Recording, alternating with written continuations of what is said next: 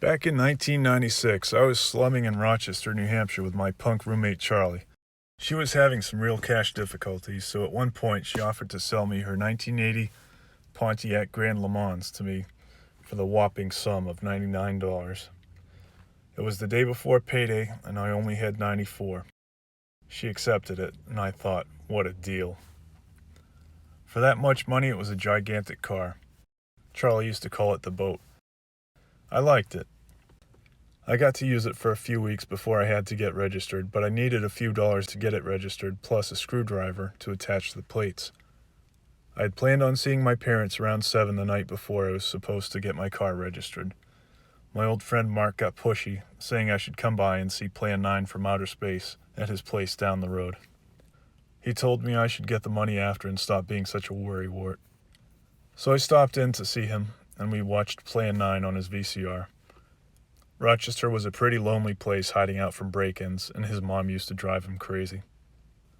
So my parents lived next to a place unofficially known as the State Sandpit. The State Sandpit comes into play because of the stupid little squirrel that decided to chew through a wire over there. Just before I got to my parents' house, the wire set off an alarm, and my long-suffering brother called the police to come by and shut it off. I didn't see anything out of the ordinary, so I dashed into the house to grab the money and a screwdriver my father had left me. As I backed out, I noticed a police car parked on the end of the sandpit driveway facing the road. I took off slowly, heading toward the edge of town. He rolled his vehicle out after me without his lights or siren on. I thought about my recent run of bad luck money-wise and figured I was about to get busted before I made it to the town line. 200 feet, 100 feet, and I was clear. He kept following me, though. I laughed to myself at him and looked forward to finally getting my car registered without problems. Well, the thing is, I turned right to head back to New Hampshire. There was a little piece of the town I had driven into, and then I drove back into my hometown, which was the police officer's town. At that point, the police officer turned his lights on and thumbed his siren twice. I pulled over with the engine running, and he waddled up like Chris Farley. I attempted to shut my engine, but he told me to keep it on. At that point, he told me someone had called in an alarm at the state sandpit. Because I was running late, I had put the tools and the money right on the passenger seat, so he questioned me about it. I started out talking politely and calmly, but he told me I was talking awfully slow and asked if I was on drugs. I didn't take the bait. I told him my car had to be registered the next day.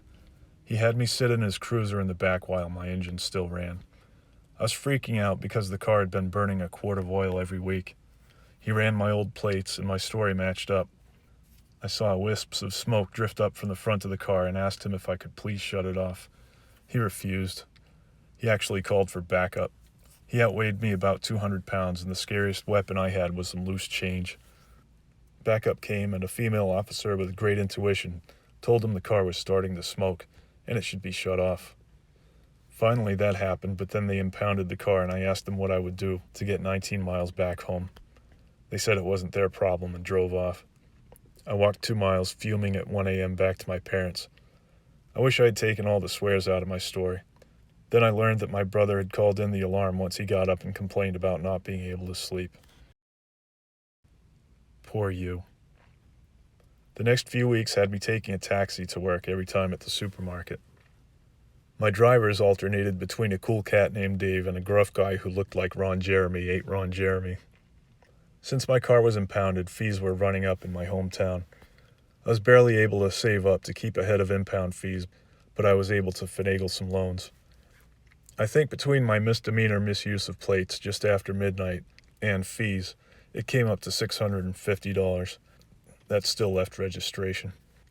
After paying the smirking impound staff and putting a few quarts of oil in, I drove my car like a wounded beast of burden back home, watching for the slightest traffic violation. My spirits were crushed.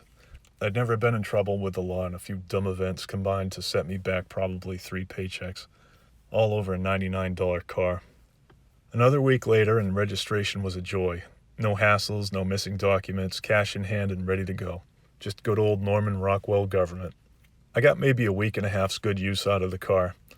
It burned another 2 quarts, and I called my old mechanic, Vic. Yeah, I'm Vic. Hey, Vic, I got a bit of a character for you. Yeah, what is it? 1980 Grand Le Mans. Yeah, bring it by, no problem. On my day off, I walked to the local convenience store, filled the car's oil, and grabbed 4 more quarts of oil on top of that. I hurried on my way over, knowing I was in for it sooner than later. The oil light came on 2/3 of the way over. Once I got to Vicks Road, the car was giving off smoke like a new pope had been elected. I put a quart in. Halfway up the road, the smoke came even faster. Another quart, and maybe 10 seconds without smoke. 150 feet from Vicks, and the last 2 quarts went in. Out of irritation, I poked at the tinfoil Charlie had placed out back over the oil reservoir. You know those stupid hearts people make with their fingers on Instagram? The hole was that big, smoking. I'd been sold a lemon extraordinaire. I'd just made it to Vicks in a big cloud of burning oil when he came out, took one look, and said, "Yeah, I know a guy named Tony who will tow that away for free." And that is why I'm only buying $200 cars from now on.